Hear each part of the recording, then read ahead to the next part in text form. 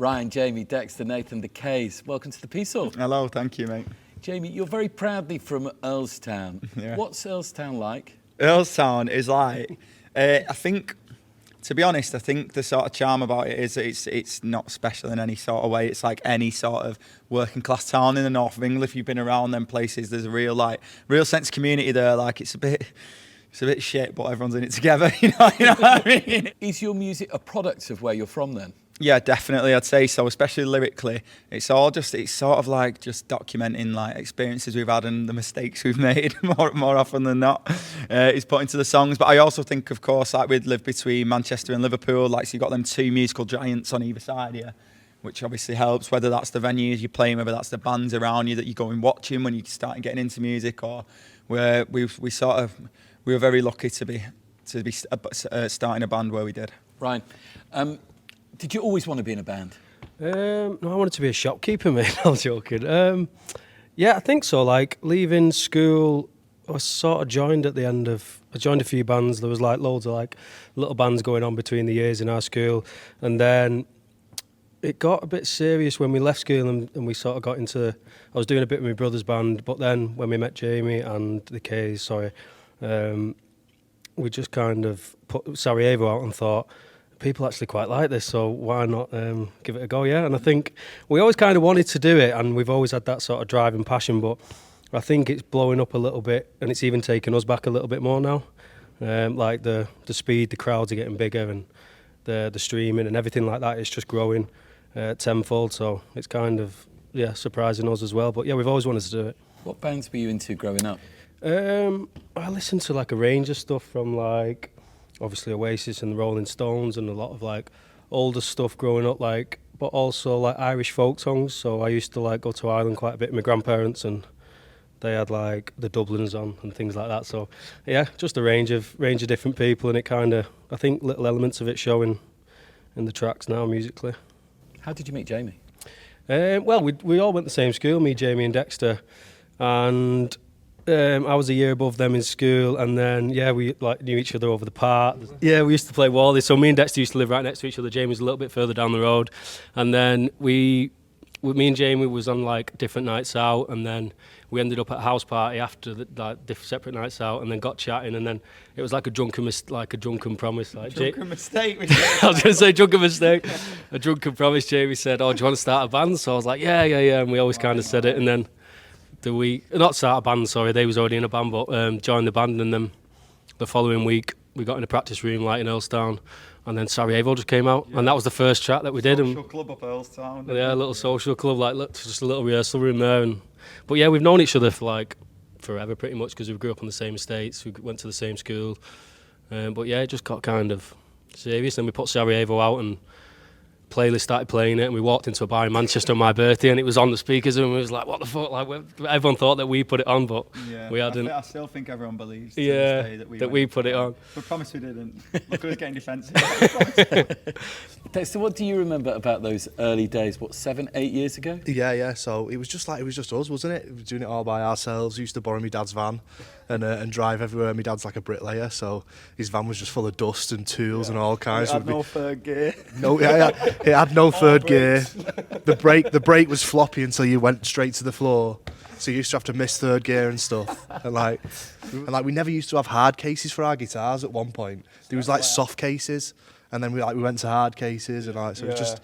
We just literally started from the bottom, just us in a van. It got broke into, didn't it, on Jimmy's car park? That actually, yeah, in and Manchester. Our gear was already inside. Yeah. Forgot about that. We probably owed your dad about £1,000 worth of tools. 2 grand of tools got robbed out of his van whilst he was on Sorry, stage. mate. We didn't even know though. That's the worrying thing. We put our gear back in the van, drove home and unloaded it, and the next day he rung me up. He was like, "Have you moved my tools?"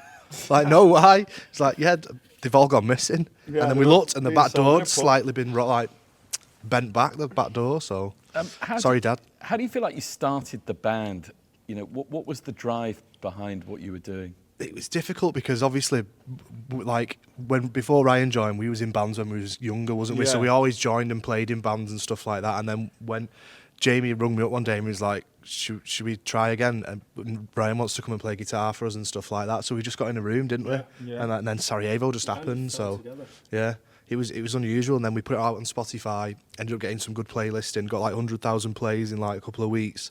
And we was like, what's going on here? Yeah, we were thinking like, is this normal? Is this what happens when you release music? And then everyone around us was like, this isn't normal. It's like your song's going off here. So yeah. Nathan, how do you fit in? I joined the band late 2022, me. I was fresh out of uni. You actually gave me a lecture once in uni. Yeah, the RNCM. yeah. So I was sat there like, I think I used to just play on my laptop on games in uni. Sorry. Thanks very much. No, I mean, not that I didn't take on board what you said. I obviously did something right. But yeah, it came around like really randomly. This band for me, like, I was playing with somebody else, and we did a show in Scala in London, and the K's were a late edition. It was a really undersold festival. I can't remember what the name of it was. It didn't happen again. But yeah, the K's were there, and I used to. It's quite a convoluted story, this, but I used to see Jamie all the time down across. You see me all the time. Yeah. You see me all the time. But yeah, anyway, the K's needed a new drummer. I messaged them. I remember it was like 16 minutes after they put the story up.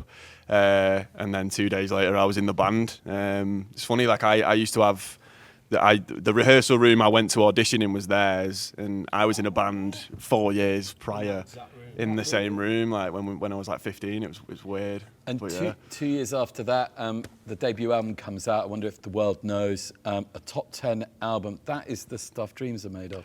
Yeah, I mean, I always feel dead lucky, me, because like I say, like I came in 2022, I didn't really put the hard yards in like these lot did. So when I'm sat there, like, you know, celebrating my number 3 album and stuff, it's not sort of got the same. It got good when you joined. Do you reckon? Yeah.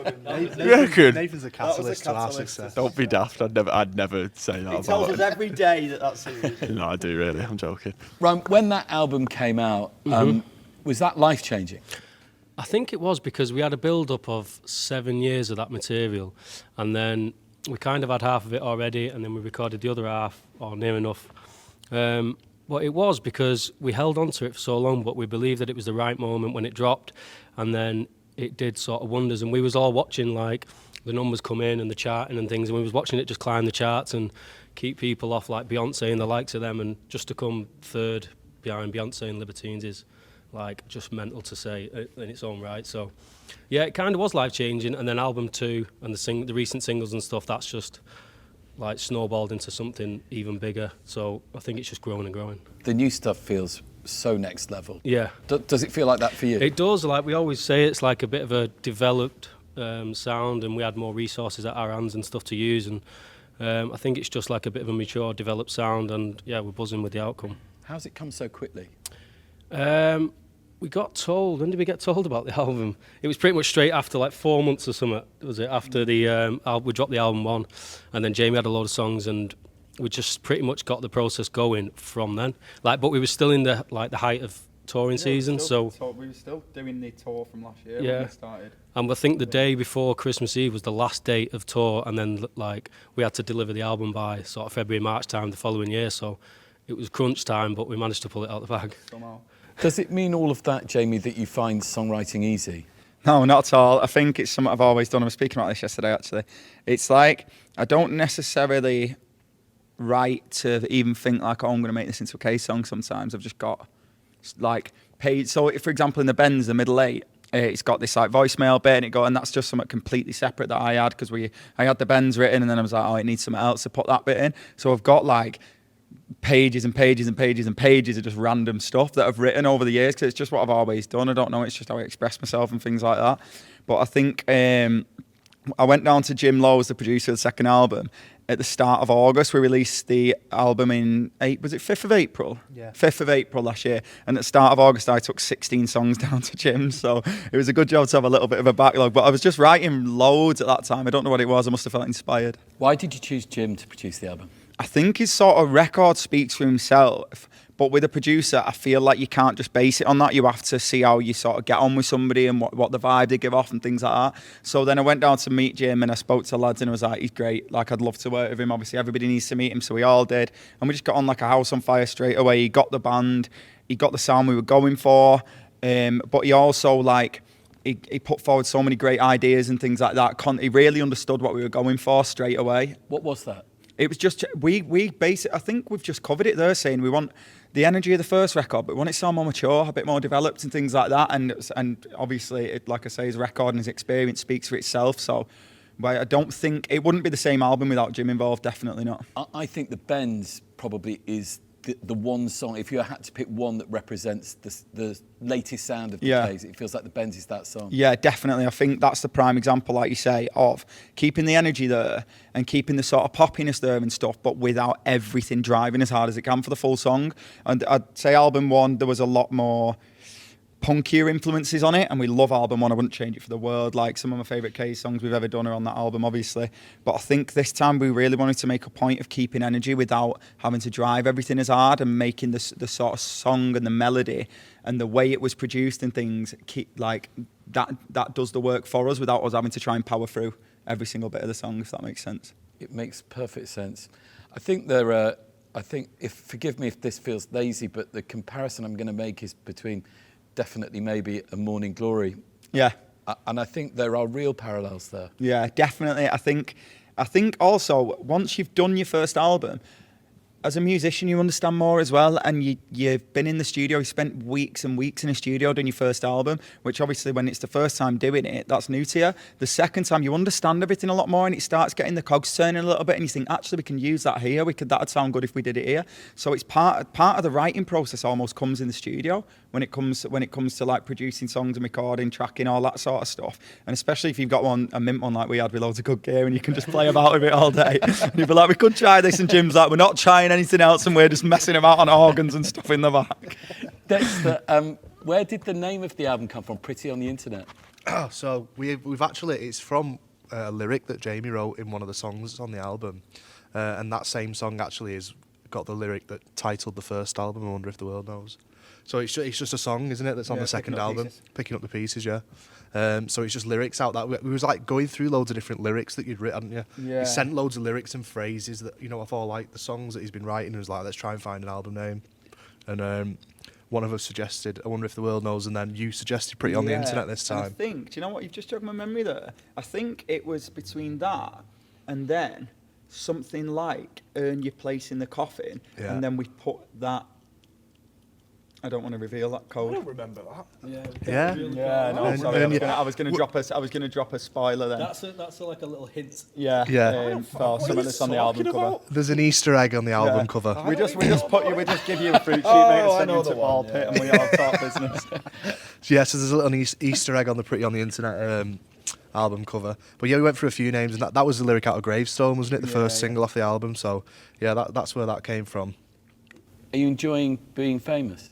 You famous? I wish I was famous. I wish I was famous. I'm locally famous. When I go to Tesco, all the people on the counters like, "Hi Dexter, will you sign me poster?" But then when I'm walking around Halifax yesterday, no one says boo to a goose, so I'm not that famous yet. The time. What about after tonight? Yeah, well, you never know. You never know. Nathan, what's it like playing the big stages that you're now playing? It's class. I've been playing for half my life now, so to get to this point and with my best mates is class. It's what I started doing it for, so I'm really lucky to be able to do it with, like I say, my best mates, and consistently as well. It's not just been like a one-off. Like a few years ago I played like a massive stage in front of like 5,000 people, and I was just sat thinking like, oh, that's not like the only time I get to do it, you know what I mean? So but to do it with the songs that we've got, and playing songs that I like as well, that's really important, because you can end up playing songs that you don't love when you're a session, or it's just, it's class. I love it. Ryan, where do you want all of this to go? I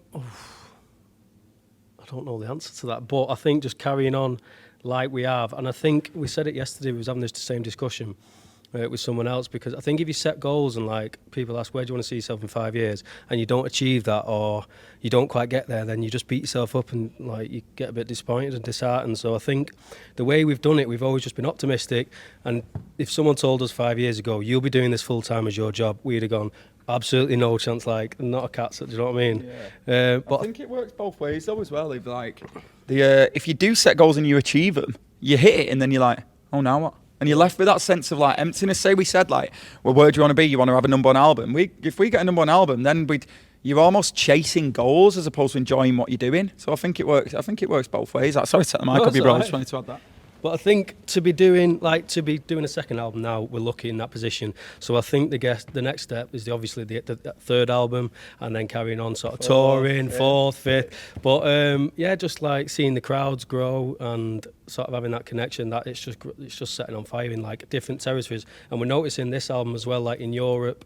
And we just came back from America and signed to an agent over there and stuff like that. So them kind of like things that are happening to us, and we're like, it's setting us back a little bit. So things like that I want to keep happening and just sort of keep doing what we love and just enjoying it. Like even if it all goes downhill, as long as we're all doing it and enjoying it, then I think that's the main thing. You obviously enjoy making the music, but is it all about being out on stage? We love, that's our favourite bit about it, isn't it? About being on stage and touring. Like we get to see all these different cities and like we get to call this our job, and like there's no disrespect to anyone else doing any other profession, but we're quite lucky in the fact that we get to see different cities, different countries, go on stage, play music, and then a lot of the times, like at festivals and things like that, we get to stay for the weekend, or there's a lot of perks and you get to see things that not many people get the chance to see. So we're very grateful of that, and hopefully it continues for a long time.